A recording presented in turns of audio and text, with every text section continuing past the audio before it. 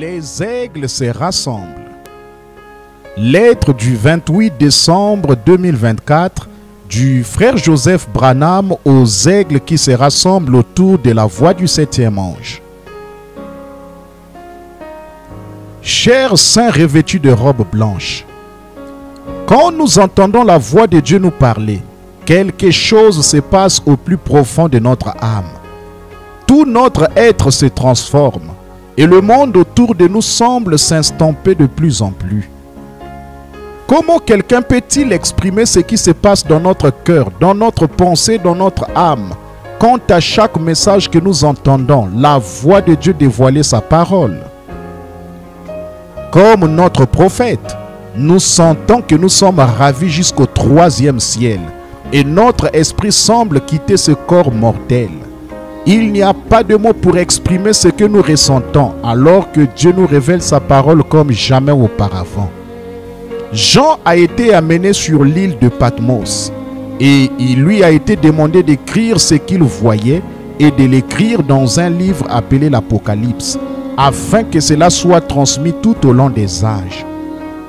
Ces mystères ont été cachés jusqu'à ce qu'ils nous soient révélés par l'ange qu'il a choisi, son septième ange messager. Ensuite, Jean a entendu cette même voix au-dessus de lui et il a été ravi jusqu'au troisième ciel. Cette voix lui a montré les âges de l'Église, la venue des Juifs, le déversement des fléaux, l'enlèvement, l'avènement, le millénium et la demeure éternelle de ses sauvés. Il a fait monter Jean et il lui a montré l'avant-première de toute la chose comme il a dit qu'il le ferait. Mais qui Jean a-t-il vu quand il a vu l'avant-première? Personne ne le savait vraiment jusqu'à aujourd'hui. La première chose qu'il a vue dans la venue, c'est Moïse. Il représentait les saints qui sont morts et qui seraient ressuscités, tous les 6 âges qui se sont endormis. Mais il n'y avait pas que Moïse qui se tenait là. Élie aussi était là. Qui était cet Élie qui se tenait là? Écriture.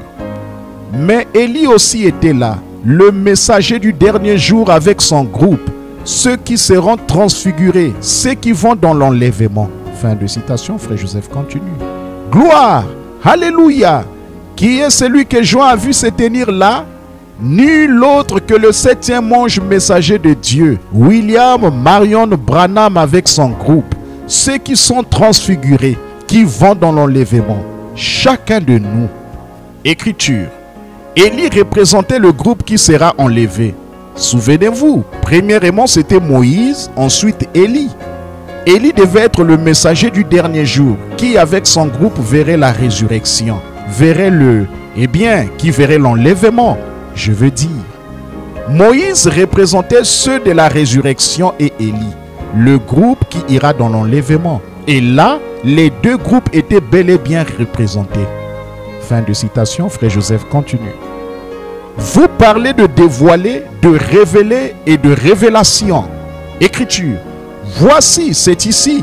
Nous l'avons là avec nous maintenant. Le Saint-Esprit, Jésus-Christ, le même hier, aujourd'hui et éternellement.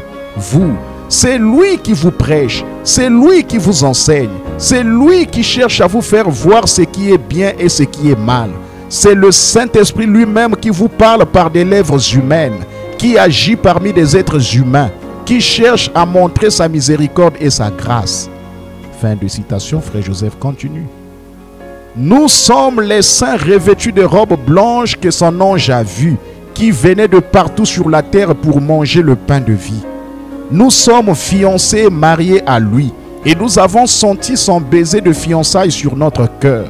Nous nous sommes promis à lui et à sa parole uniquement. Nous ne nous sommes pas souillés et ne nous souillerons pas avec aucune autre voie. L'épouse se prépare à monter comme Jean l'a fait dans la présence de Dieu. Nous serons pris dans l'enlèvement de l'Église.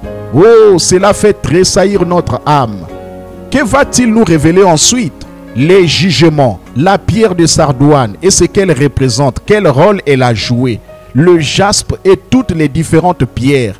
Il les prendra toutes en retournant dans Ézéchiel, puis dans la Genèse, avant de revenir dans Apocalypse, puis au milieu de la Bible pour faire le lien entre toutes ces choses, ces différentes pierres et les couleurs. C'est le même Saint-Esprit, le même Dieu qui fait les mêmes miracles, les mêmes prodiges, qui fait la même chose exactement comme il a promis. C'est l'épouse de Jésus-Christ qui se prépare en écoutant sa voix. Nous vous invitons à vous joindre à nous alors que nous entrerons dans les lieux célestes à midi, heure de Jeffersonville, pour entendre Élie, le messager de Dieu pour ce dernier âge, révéler des mystères qui ont été cachés tout au long des âges. Frère Joseph Branham. Message. Apocalypse chapitre 4, première partie. Prêché le 31 décembre 1960.